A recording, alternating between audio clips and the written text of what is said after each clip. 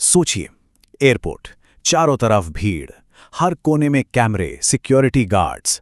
हमें एक छोटी तसल्ली सी होती है ना कि हम यहाँ पूरी तरह से महफूज हैं। पर क्या ये सच है या बस एक बहुत बड़ा धोखा? चलिए आज इसी धोखे की परतें खोलते हैं। और यही सवाल आज के हमारे विश्लेषण का सेंटर पॉइंट है। देखिए, खतरा हमेशा अंधेरे कोनों में या सुनसान गलियों में ही नहीं होता। कभी-कभी वो ठीक हमारी नज़रों के सामने होता है, बिल्कुल साफ, एक दोस्ताना प्यारी सी मुस्कान के पीछे। तो आज हम जिन कहानियों की बात करने वाले हैं उनका सोर्स है आई एम रॉकर का एक यूट्यूब वीडियो। और एक बात बता दूं, ये सिर्फ डराने वाली कहानियां नहीं है, नहीं, ये असल में हमें उन छिपे हुए खतरों के बारे में सिखाती हैं जिन्हें हम अक्सर जानते हुए भी नज़रअंदाज कर देते हैं। तो चलिए शुरू करते हैं पहली कहानी से।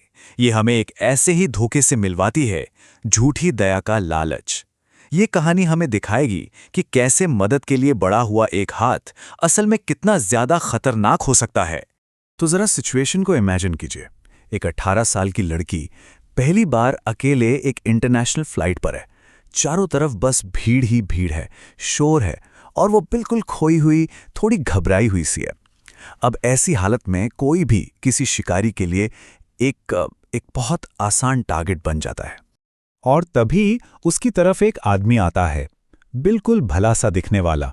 उम्र होगी कोई 60 के आसपास, चश्मा लगा हुआ, कार्डिगन पहना हुआ, मतलब एकदम किसी के दादाजी जैसा। एक ऐसा चेहरा जिस पे कोई भी आंख बंद करके भरोसा कर ले, है ना? और बस यहीं से शिकारी अपनी चाल चलना शुरू करता है। वो लड़की को एक, कह लीजिए, सीक्रेट और बेहतर रेस्टरूम का लालच देता है। मतलब एक ऐसी जगह जो भीड़ से एकदम दूर हो, शांत हो। असल में उसका असली मकसद उसे कैमरों और लोगों की नज़रों से दूर ले जाना था। वो बेचारी लड़की भरोसा करके उसके पीछे पीछे चल देती है, लेकिन जिससे वो शांत रेस्टरूम समझ रही थी वो असल में एक अंधेरा, गंदा सा गलियारा निकलता है। सोचिए जरा, एक तरफ वो जगमगाता हुआ टर्मिनल और दूसरी तरफ ये डरावनी सी जगह। फर्क देखते ही किसी के भी मन में खतरे की घंटी बज जाएगी। और फिर जाल कस जाता है। जैसे ही वो लड़की घबराकर वापस मुड़ने की कोशिश करती है, वो तथाकथित दादाजी दरवाजे पर खड़े होकर उसका रास्ता रोक लेते हैं। वो दोस्ताना मुखौटा अब उतर चुका था और उनकी आंखों में खतरनाक इरादे साफ नजर आ रहे थे। शुक्र है कि ठीक उसी वक्त एक सिक्योरिटी गार्ड वहां से गुजरा। उसे देखते ही वो आदमी वहां से भाग गया और लड़की की जान बाल बाल बच गई। तो पहली कहानी में हमने देखा कि कैसे भरोसे को एक हथियार की तरह इस्तेमाल किया गया। अब जो दूसरी कहानी है वो हमें ये दिखाएगी कि शिकारी कैसे भीड़ और कंफ्यूजन का फायदा उठाकर अपना काम बड़ी सफाई से कर जाते हैं। तो अब हम हैं देर रात के बैगेज क्लेम एरिया में। सोचिए, दो बहनें हैं थकी हारी और उस भीड़ में अपना सामान ढूंढने की कोशिश कर रही हैं।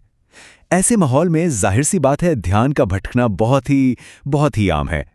और अचानक हुडी और मास्क पहने एक आदमी बड़ी बहन से जोर से टकरा जाता है। जाहिर है उसका पर्स जमीन पर गिरता है और सारा सामान बिखर जाता है। अब देखने में तो ये एक मामूली सा हादसा लगता है ना? पर असल में ये ध्यान भटकाने के लिए एक सोची समझी साजिश थी।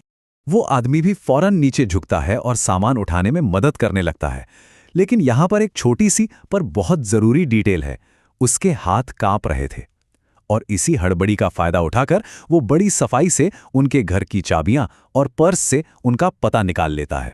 अब जब वो बहनें घर पहुंचती हैं तो उन्हें पता चलता है कि चाबियां तो गायब हैं। वो किसी तरह घबराकर स्पेयर की से दरवाज़ा खोलती हैं और अंदर का जो नज़ारा था वो उनके होश उड़ाने के लिए काफ़ी था। वही आदमी उनके घर के अंदर बैठा उनका इंतज़ार कर रहा था। मतलब एयरपोर्ट पर जो छोटा सा हादसा हुआ था वो अब एक भयानक होम इन्वेजन बन चुका था। लेकिन आतंक यही खत्म नहीं हुआ। नहीं, हमले के लगभग 2 हफ्ते बाद उनकी कार पर एक नोट मिलता है और उस पर लिखा था, चाबियां अभी भी मेरे पास हैं। सोचिए, ये सिर्फ एक फिजिकल अटैक नहीं था, ये एक तरह की मेंटल टॉर्चर थी जो वो हमलावर लगातार जारी रखे हुए था। और अब आते हैं हमारी आखिरी कहानी पर। और सच कहूं तो ये शायद सबसे ज्यादा परेशान करने वाली है। यह हमें दिखाती है कि ग्रूमिंग जैसी खतरनाक चीज एक भरी हुई फ्लाइट में सबके सामने, सबकी नजरों के ठीक नीचे कैसे की जा सकती है। तो कहानी कुछ यूं है कि एक परिवार डिज्नी वर्ल्ड जा रहा है। उनका 5 साल का बेटा जिद पर अड़ा है कि उसे विंडो सीट से बाहर देखना है। अब ये एक बच्चे की बहुत ही आम सी जिद है ना? पर एक शिकारी के लिए यही एक सुनहरा मौका बन जाती है। उनके ठीक पीछे एक आदमी बैठा है जो बहुत दोस्ताना तरीके से अपनी सीट ऑफर करता है ताकि बच्चा आराम से खिड़की से बाहर देख सके। पेरेंट्स को लगता है वाह कितना अच्छा इंसान है, और वो मान जाते हैं, बिल्कुल इस बात से अनजान कि उन्होंने अपने बच्चे को किसके हवाले कर दिया है। लेकिन उस दयालुता के नकाब के पीछे एक पूरी सोची समझी ग्रूमिंग की प्रक्रिया चल रही थी। देखिए कैसे शुरुआत हुई एक दोस्ताना ऑफर से, फिर धीरे से बच्चे की जांघ पर हाथ रखा गया। उसके बाद उसका नाम, घर का पता, होटल का नाम, ये सारी निजी जानकारी निकलवाई गई, और जब बच्चा असहज होने लगा तो उसका गाल पकड़कर उसे डराया भी गया। और कहानी का क्लाइमैक्स तब आता है जब फ्लाइट लैंड होती है। परिवार की नज़र एयरपोर्ट पर लगे टीवी पर पड़ती है और उनके पैरों तले जमीन खिसक जाती है। वही दोस्ताना आदमी खबरों में था, उसे बच्चों की तस्करी के एक बहुत बड़े रैकेट में गिरफ्तार किया गया था। तब उन्हें एहसास हुआ कि वो आदमी फ्लाइट्स का इस्तेमाल बच्चों को टारगेट करने और उनकी जानकारी जुटाने के लिए करता था, और शायद उस बच्चे की असहजता ने ही उसे बचा लिया। तो ये थी 3 बिल्कुल अलग अलग कहानियां, लेकिन क्या एक चीज कॉमन थी? इनके पीछे की चाल, इनका पैटर्न वो बिल्कुल एक जैसा है। तो चलिए अब इन डॉट्स को कनेक्ट करते हैं और शिकारी की इस प्लेबुक को डिकोड करते हैं। तो देखिए, धोखा हर कहानी के बिल्कुल सेंटर में था। जो दयालु दादाजी जैसा दिख रहा था वो असल में एक जाल बिछा रहा था। जो अनाड़ी अजनबी लग रहा था उसकी आड़ में एक चोर छिपा था। और जो एक मिलनसार चाचा बन रहा था वो असल में एक चाइल्ड ट्रैफिकर था। मतलब दिखावा कुछ और इरादा बिल्कुल कुछ और। तो सबसे बड़ा टेकअवे क्या है यहां से? बात यह है कि इन शिकारियों की कुछ कॉमन तरकीबें होती हैं। पहला, एक ऐसा रूप बनाना जिस पर कोई भी आसानी से भरोसा कर ले। दूसरा, लोगों की शराफत और विनम्रता का फायदा उठाना। तीसरा, अपने टारगेट को भीड़ से अलग करना, चाहे फिजिकली या सोशली। चौथा, ध्यान भटकाने के लिए कोई ड्रामा क्रिएट करना। और पांचवा, बड़ी चालाकी से जरूरी जानकारी इकट्ठा करना। समझ लीजिए ये उनकी प्लेबुक के सबसे अहम पन्ने हैं। और इन सब से ऊपर जो सबसे जरूरी सबक है वो पहली कहानी से ही मिलता है कि शिकारी हमेशा खतरनाक नहीं दिखते। कभी कभी वो किसी के दादाजी जैसे दिखते हैं।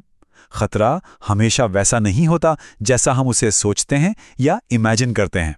तो अब ये प्लेबुक सामने है, तरकीबें पता हैं, तो सवाल ये नहीं है कि क्या करना है। असली सवाल ये है कि इस जानकारी के बाद कोई अपने आसपास की दुनिया को अब किस नज़र से देखेगा।